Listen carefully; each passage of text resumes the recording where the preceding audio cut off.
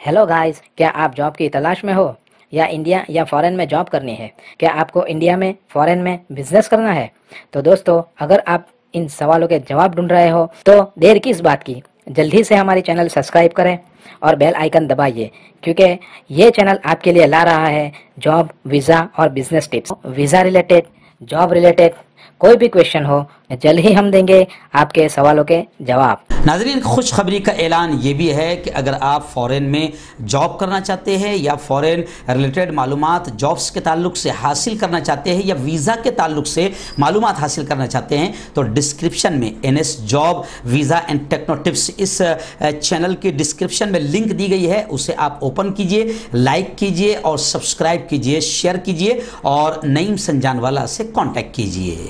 अस्सलामु अलैकुम वरहमतुल्लाहि वबरकातुहू। नाज़रीन, इस्तकबाल है, स्वागत है आपका viral news live studio Jalgaon, Maharashtra, India में। मैं आपका मेज़बान मुफ्ती मोहम्मद हारून नदवी।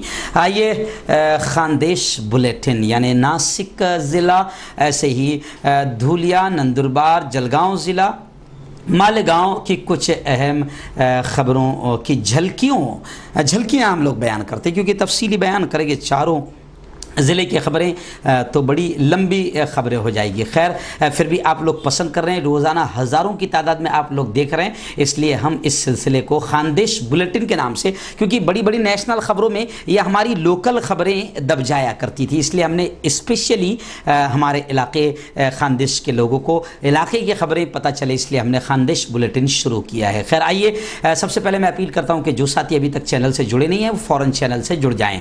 नीचे लाल कलर में सब्सक्राइब लिखा होगा, उसे टच कर दें, वो सफ़ेद हो जाएगा। उसके सफ़ेद होते ही राइट साइड में घंटी बनकर आएगी, उसे टच कर दें और घंटी बनकर आने के बाद में 3 ऑप्शन आएंगे। तो पहला ऑप्शन ALL ऑल का रहेगा, उसे भी टच कर दें। ये 3 काम करने से ये होगा कि आप अगर नए हैं, अभी तक जुड़े नहीं हैं, तो ये 3 काम करो, आप हमारे चैनल से जुड़ जाएंगे। हमारी हर खबर, हर वीडियो आपको आपके मोबाइल पर फ़ौरन मिल जाया करेगी। और नाज़रीन, हम बेबाक अंदाज में वो खबरें दिखाते जो आम तौर पर देखने को दूसरी जगह नहीं मिलती है।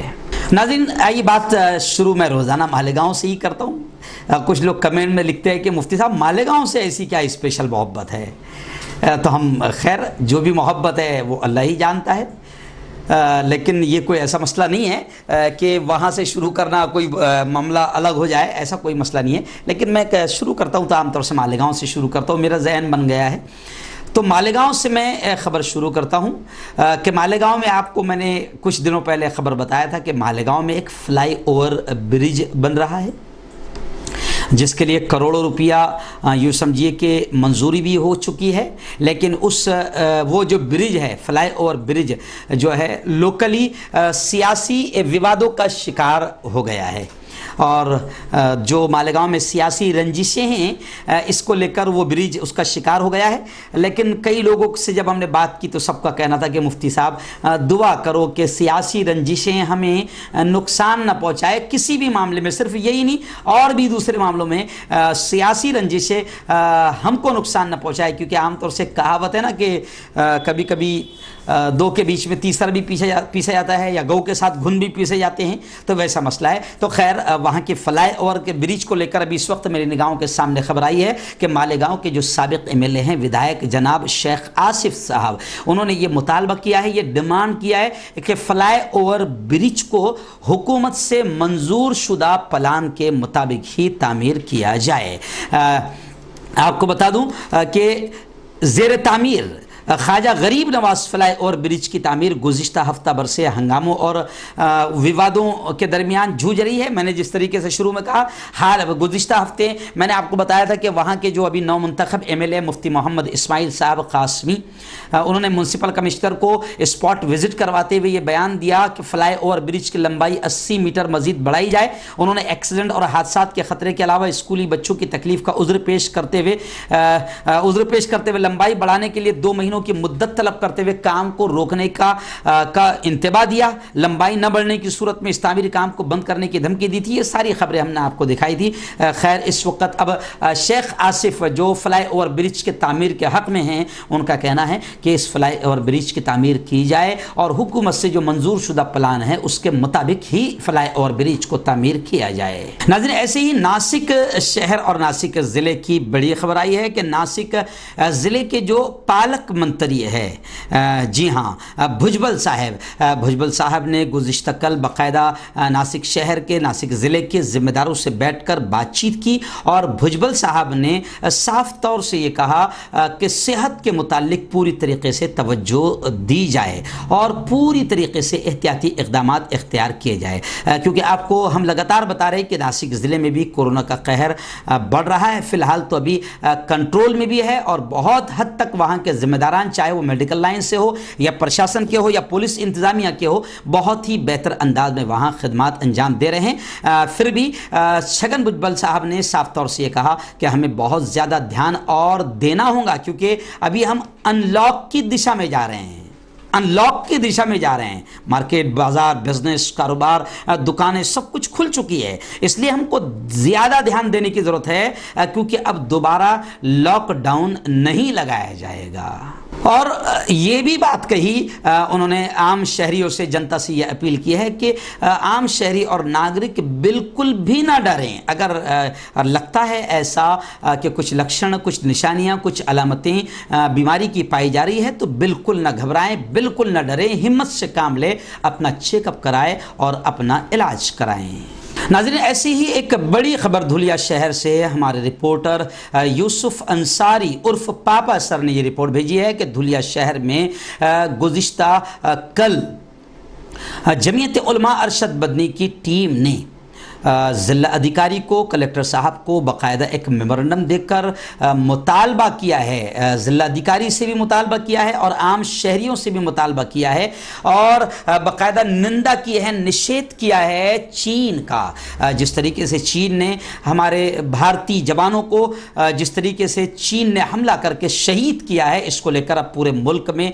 एक नाराज़गी का माहौल देखा जा रहा है। तो गुज़िश्ता कल धुलिया शहर में जमीयत उलमा अरशद बदनी की टीम, जिसमें हाफिज हिफ्जुर रहमान साहब जो जिला अध्यक्ष है, मौलाना ज़ियाउर रहमान साहब जो शहर अध्यक्ष है, मौलाना शकील कासमी साहब जो उपाध्यक्ष है, मुश्ताक सूफ़ी साहब जो सचिव है, मौलाना आबिद कासमी साहब, ऐसे ही मुफ्ती शफीक कासमी और मोहम्मद यूसुफ यानी उर्फ पापा सर, ऐसे ही शव्वाल अंसारी साहब जो ये समझिए कि माजी उप महापौर है, वो तमाम लोग, मुख्तार शरीफ साहब, परवेज़ अहमद साहब, इन तमाम लोगों की दस्तखतें मेमोरेंडम पर नजर आ रही है। मोहम्मद आरिफ अर्श साहब, ऐसे ही एजाज अहमद साहब, जमीयत उलमा के इन नुमाइंदों ने बाकायदा जिला अधिकारी को, कलेक्टर साहब को लेटर देकर डिमांड किया है कि चीन के खिलाफ हमारी, चीन के इससे पहले तो हमले की हम निंदा करते हैं और हम ये चाहते हैं कि चीन को उसका जवाब दिया जाए। वहीं पर जमीयत उलमा अरशद बदनी धुलिया ने आम जनता से भी अपील की है कि चीनी प्रोडक्ट्स, चीनी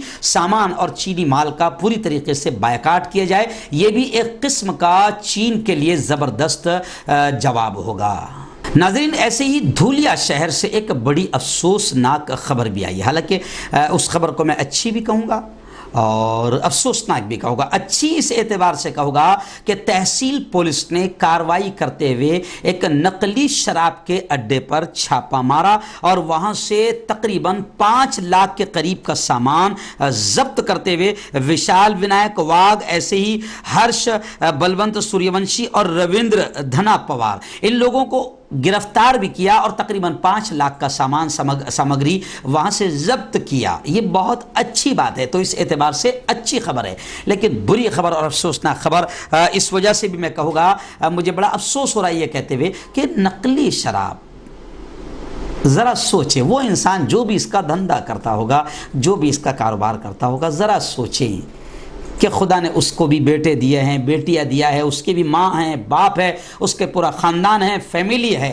क्या उसका दिल पत्थर का हो चुका है? नकली शराब का धंधा करने वाले जो केमिकल वगैरह उसमें इस्तेमाल करते हैं, जिस तरीके से बनाते हैं, ये इंसानी ज़िंदगी को मौत का सामान बेचना है, मौत के सौदागर है ये लोग। इन पर कड़ी कार्रवाइयाँ की जानी चाहिए। तो धुलिया से ये खबर भी आई है कि तहसील पुलिस ने बाकायदा कार्रवाई करते हुए कुछ लोगों को गिरफ्तार किया है और तकरीबन 5 लाख के करीब वहाँ से सामग्री भी जब्त की है।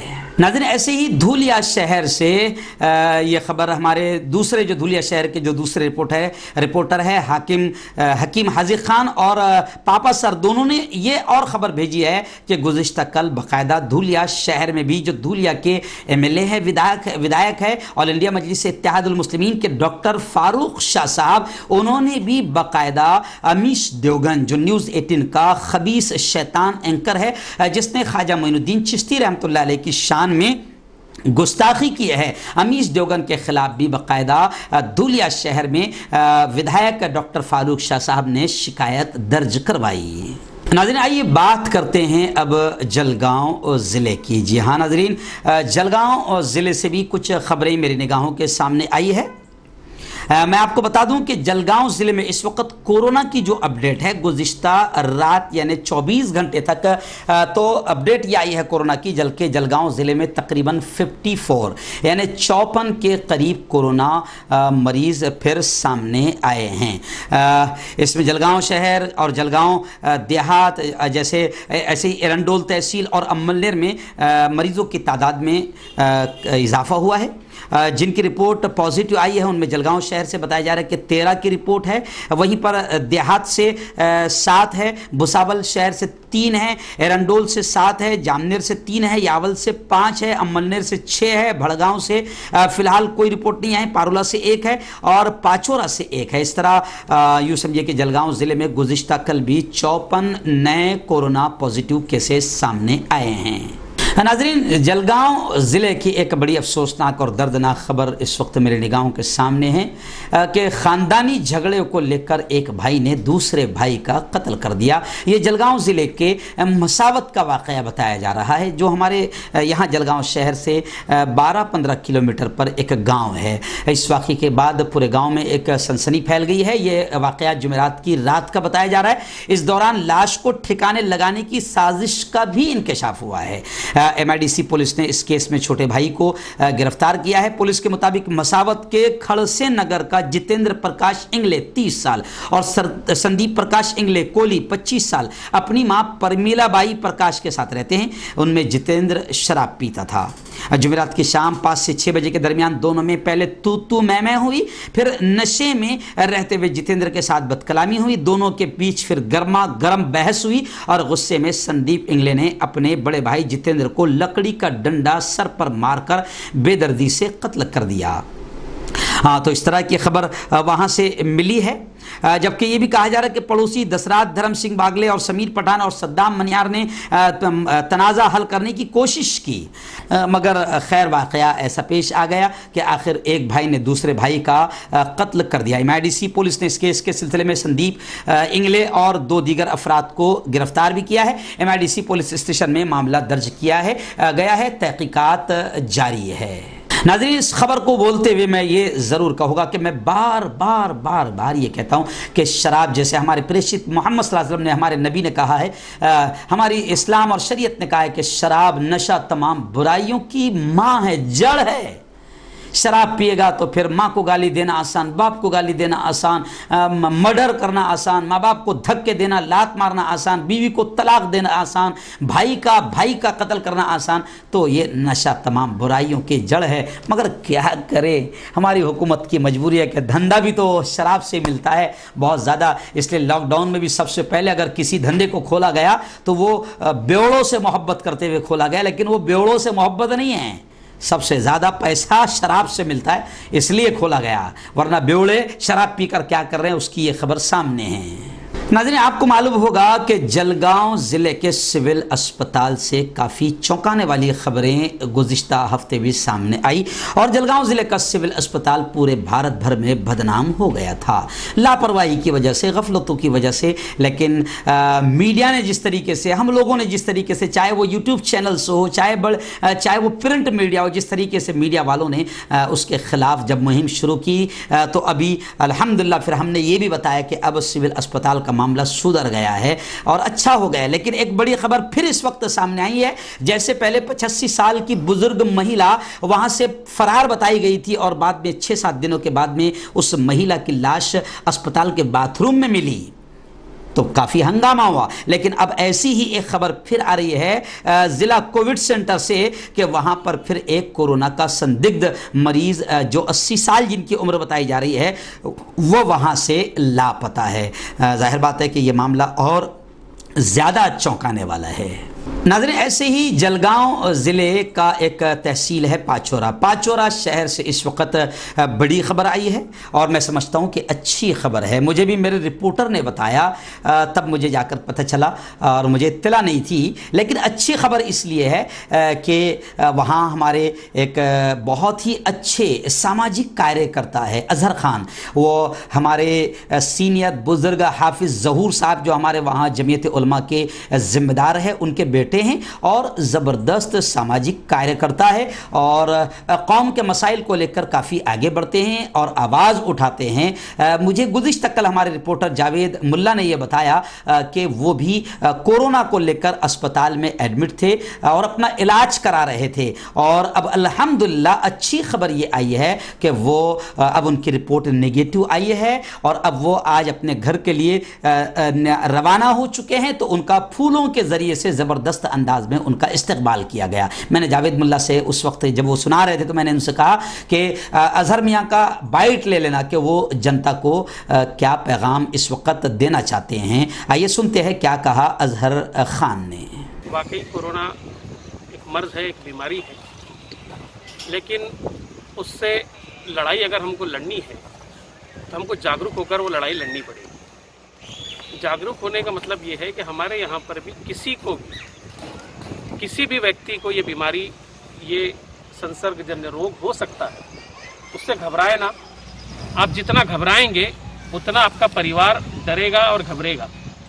हमको समाज में एक अच्छा मैसेज ये देना है कि ये बीमारी जो है, इसको अगर हमारे घर में कोई व्यक्ति अगर इसको लक्षण दिखते हैं इसके हमको, तो हम खुद जाकर प्रशासन को ये बताएं कि मुझे ऐसा ऐसा फील हो रहा है और प्रशासन जो गाइडलाइन करे उसके मुताबिक आप अमल करें।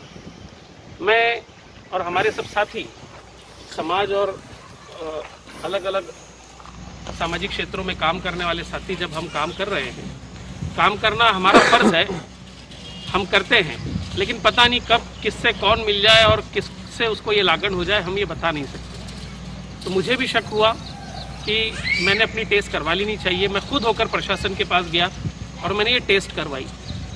बदकिस्मती से मेरा पॉजिटिव आया। पॉजिटिव आने के बाद जो है मुझे मेरे दोस्तों ने, मेरे नज़दीकी दोस्तों ने मुझे संवारा, मेरे घर वालों को हिम्मत दी और बिल्कुल कंधे से कंधा मिलाकर हमारे खड़े रहे। मैं उनका भी शुक्रिया अदा करता हूँ, डिपार्टमेंट का भी शुक्रिया अदा करता हूँ, प्रशासन का जिन्होंने पूरा सहयोग किया, और ख़ास तौर से मैं विघ्नहर्ता हॉस्पिटल का शुक्रिया अदा करूँगा